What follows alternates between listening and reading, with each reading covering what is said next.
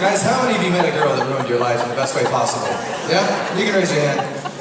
Because it's truly the best thing. See, playing music for me is boyhood dreams coming to life. You know, I was 7 years old dreaming of being able to be on this stage like this one day, and God just absolutely revealed it. And I met Shannon Michelle Darcy on April Fool's Day 2007. 2008. Got some good news for you. I convinced this woman to marry me. It was the best thing ever. July 5th, 2008. I actually brought a wedding photo. You mind if I show you guys the day of my wedding? Is that okay? Here we are! Happiest day of my life. Me and my blushing bride. Look at this. Happy newlyweds. See, I like the way this screen kind of divides it up because it looks more like mugshots. Like we just got hitched and went on the run. Which most married couples do. That's what we kind of have to do. And, you know, by being on the run, what I mean by that is having a family. How many families do we have in here? Got some families in here? Are you part of a family? I think everybody should technically be applauding and responding right now. I asked if you're part of a family, and someone's like, nope. So I started my family off well with a boy named Slater. I brought a photo of Slater. This is my son Slater. See, here's the thing about Slater. This is 1,000,000% authentic. This kid is just so full of joy. What I like to say is, he's like 100% joy and 75% mouth. He's just got the biggest smile. I love it. I really think that's the right ratio, about 75%. So that's my son Slater. Very empathetic, very generous, very just compassionate toward people. Just a very special young man that I'm very, very grateful for. I also have a daughter named Stevie Rose. Her name is Stevie. That's her full name. Hang on a minute. Wait a minute. Hang on. Don't always judge a book by its cover. That's the typical response with this photo. Yes, my darling, blue-eyed Stevie Rose is a very special and unique girl. But here's the thing. We're chicken farmers in Southern California. We have 5 chickens. We have a backyard farm. It's really fun. Yeah, believe that. It's true. We have chickens. We like their eggs. It's fun. So our chickens are sort of like our pets too. And I have a pet named chicken named McFly.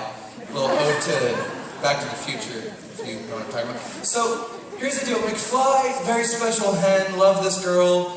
Tried to clear a fence. Couldn't quite do it. We lost McFly. It was very sad. Very sad. Truly. Slater wept.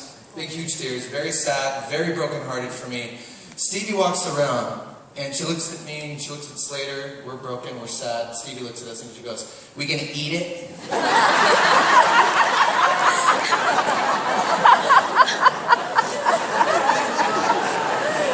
I pity the fool who falls in love with this girl.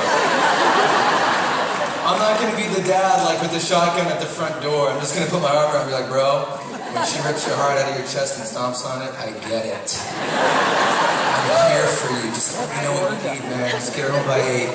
I'm just going to pity that kid. So I got one more kid, I promise. I'm going to close the family photo album. This is Winnie.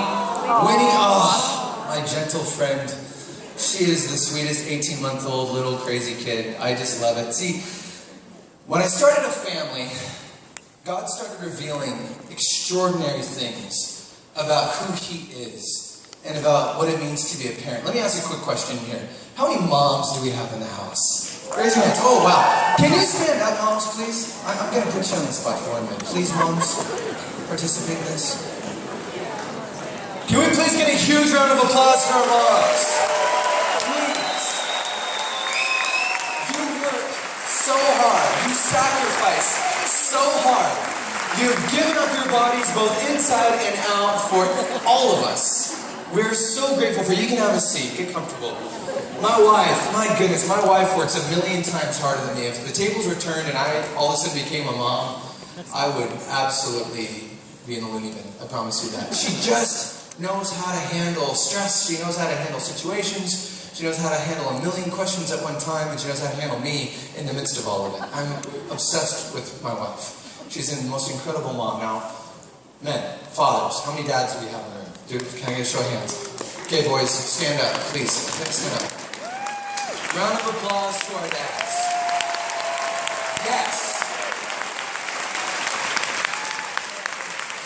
Guys, you are the anchor of our homes. You are the leaders of our faith. You are able to bring centeredness to the chaos through the gospel, through your ability to be able to handle really difficult situations when both mom and kids are counting on someone to give us some sort of understanding in the storm.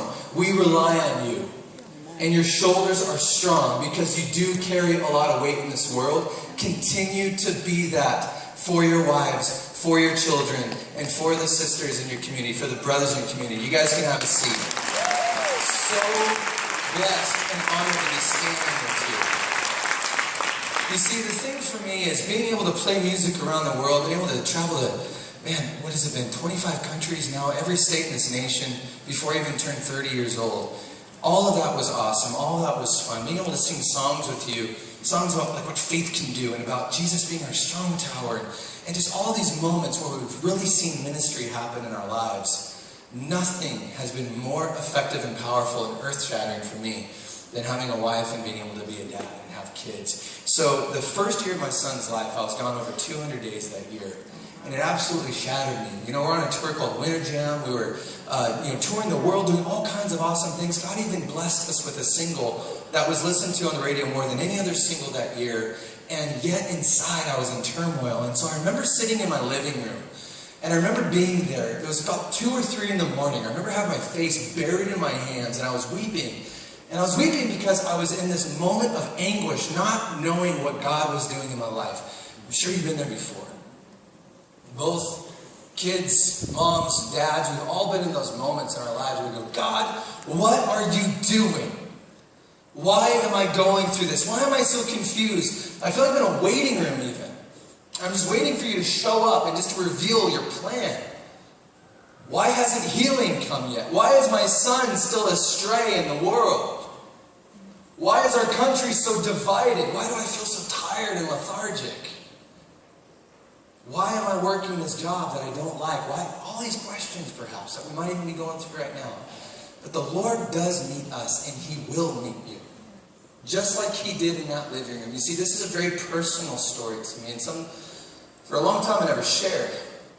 Until this tour, actually. And the Lord revealed Himself to me. He manifested Himself in my living room at 2 in the morning.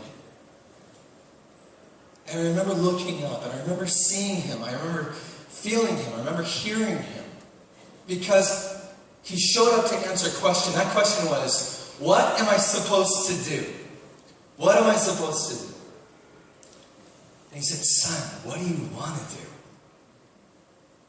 And the only thing that I could muster up in that moment was, Lord, I want to champion my wife and my children.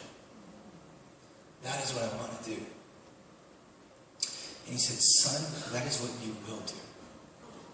And not only am I going to bless your heart for taking care of and providing for and covering your kids and your wife, I'm going to let that blessing overflow into families and children around the world. And that's all I heard Him say. That's all that happened. So I was like, hey, what does that mean? And what does that do? How do I do that? What does that look like? The first step was to call my bandmates and let them know what happened. And they said, Jeff, this is the time. It's okay. Go. Seek the Lord in that. You're done here. And so I left my band. And I left that whole career. And I left that whole moment. And the beauty of it is I was out of work for quite a long time. Didn't know how I was going to cover my bills. Didn't know how I was going to pay for rent or food or anything. And I remember my pastor back in California, a guy named Rick Warren, he told me something really cool. He said, Jeff, the church's only job is to build and connect. We're like God's Legos. He said we're different shapes and colors and sizes. And the only job that we are required of is to build and connect. And if we're not building and connecting, we're just a big mess.